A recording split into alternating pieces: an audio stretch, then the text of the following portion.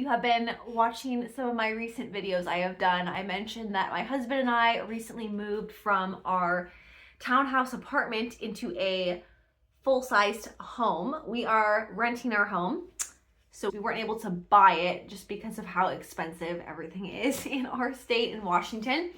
But it is so gratifying to actually have a garage to park our cars in, to have a backyard, to have space to start a garden, which I'm hoping to do in the next couple weeks, to have flowers blooming out front, and to have just a lot more space. Just feel really blessed. And we moved in on March 1st. At the time of my filming this video, it's April 2nd. So it's been exactly a month since we moved in. And we are finally feeling settled at this point. Just a bunch of stuff in the garage that needs to be organized. But otherwise, we are moved in, and I'm filming in my home office right now, which also is my bunny room as well. You probably recall in my past videos, I was mentioning that I had to say goodbye to my beloved longtime rabbit, Blue, over the summer. And since then, I was really missing having a pet rabbit.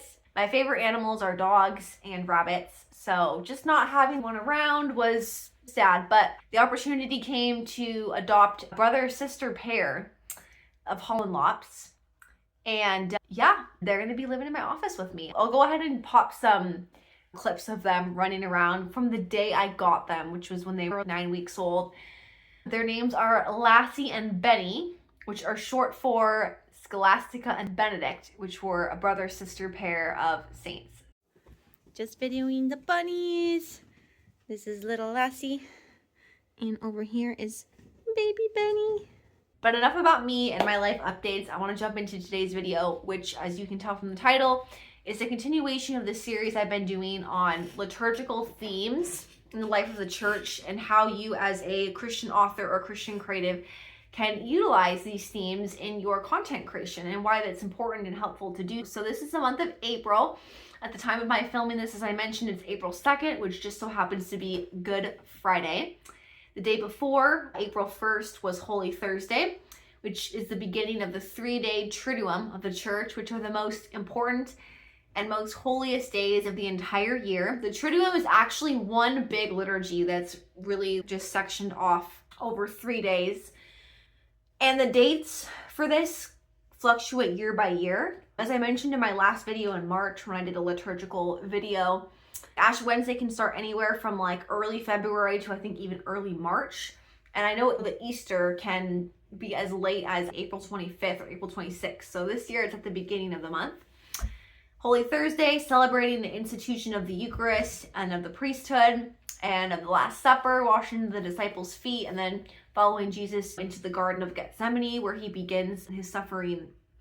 And then of course, Friday, Good Friday today, is all about the death of Christ. So this is the one day of the entire year where there are no masses said anywhere in the world.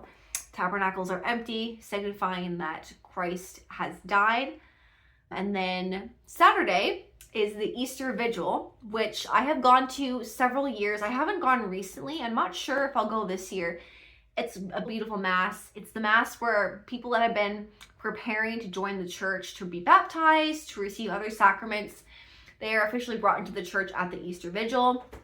It's usually like a 3-hour mass. You enter in darkness and then everybody has candles and then the lights turn on and there's all the Gloria and celebratory music, and yeah, really powerful and really good and beautiful liturgy to be a part of. And then of course, Sunday is Easter, which is April 4th this year. So already we're kickstarting April with a lot of amazing opportunities for liturgical themes to permeate your content creation. Of course, talking all about Easter, right? Talking about the place of suffering, but then of course that we aren't made for suffering, right? We're made for the resurrection. We're made for joy and newness of life and communion with God and with one another. You could talk about themes of light. White is a common color. This month of April, of course, it's also the time where spring is here. There's new growth, there's new life taking place. A lot of people are, as I have been, planting flowers or starting vegetable gardens and really just turning away from winter into spring. The theme of this month is on the Blessed Sacrament. That's the overarching theme in the Church of April. So anything having to do with like perpetual adoration, with the tabernacle, with the monstrance, with the Eucharist, any of those themes would be wonderful to talk about in your writing or in your content creation, in your blog posts, articles, newsletters. The Holy Spirit is also a common theme of this month. Remember too that Easter actually lasts for 50 days.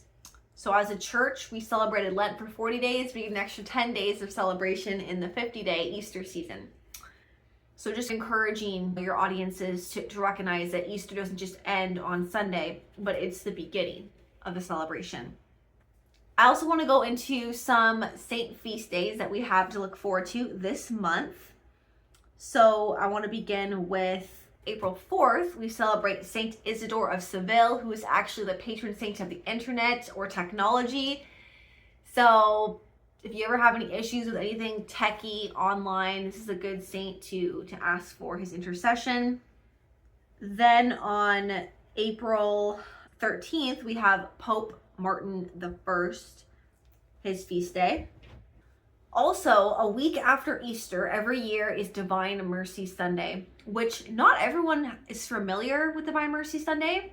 I was familiar with it just because in high school, I got to dress up as the saint who is the well-known one that everyone associates this day with, Saint Maria Faustina, a Polish nun who had a vision of Jesus standing before her, and he had two rays of light emanating from his heart.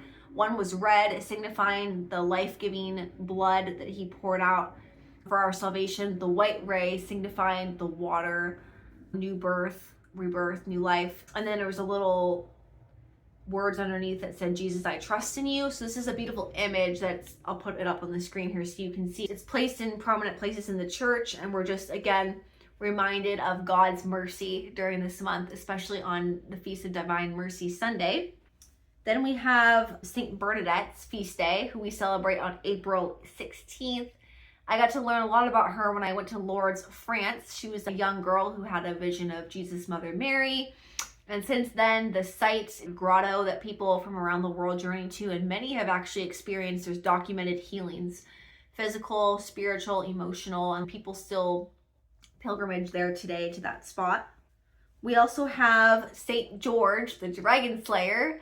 We celebrate him on April 23rd. I know my husband has always appreciated Saint George. He's always depicted wearing knight's armor, and he's got a lance and defeating the dragon, and that symbolism there, standing up against evil and the forces of darkness.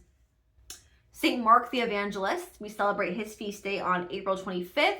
Saint Mark, of course, is one of the four gospel writers in the New Testament, who wrote the Gospel of Mark. We have the feast of Pope Clement on the 26th of April. We celebrate both St. Louis de Montfort and St. Gianna Molla on April 28th. St. Gianna Molla is a special saint to me just because my sister chose her as her confirmation saint, and she actually got to meet St. Gianna's daughter in real life when she attended the dedication of my sister's university of their science center. And my sister recently had a daughter, her first child, my first niece and my goddaughter, named after her, Gianna. And my little niece is going to be baptized at the end of this month in April, so keep her in your prayers. And we're going to celebrate this fantastic saint who was a mother, a doctor, a devoted wife who actually ended up giving her life to save her child, her last child. Another great saint we have is St. Catherine of Siena on April 29th, who is actually one of the four female doctors of the church. She's known as a mystic. She's well known for her spiritual writings. She even had a few choice words to say in letters she wrote to the popes of her day. So, really powerful and important month. Hopefully some of these feast days resonate with you and the different work that you're doing in your ministry as a writer or as a creative in general. And hopefully you are enjoying warmer weather, you're enjoying the start of spring. And just thank you for keeping us in your prayers and your thoughts with this move. And I'm just glad to be back on here, continuing to create content over on YouTube. Know that you're in my prayers. I'd love to hear from you in the comments. like your background, if you're a writer, if you're another creative, or how you found this channel or what you found helpful. And of course, please share and you can subscribe as well for future content. My next video, I'm going to be telling you about an upcoming summit that I'm going to be a part of and telling you how it can be helpful to you to join as well. It's a free summit that is going to be all geared towards Christian business owners. So more to come on that in my next video. But in the meantime, thanks for watching. Know that you're in my prayers, and may you be inspired in all that you do.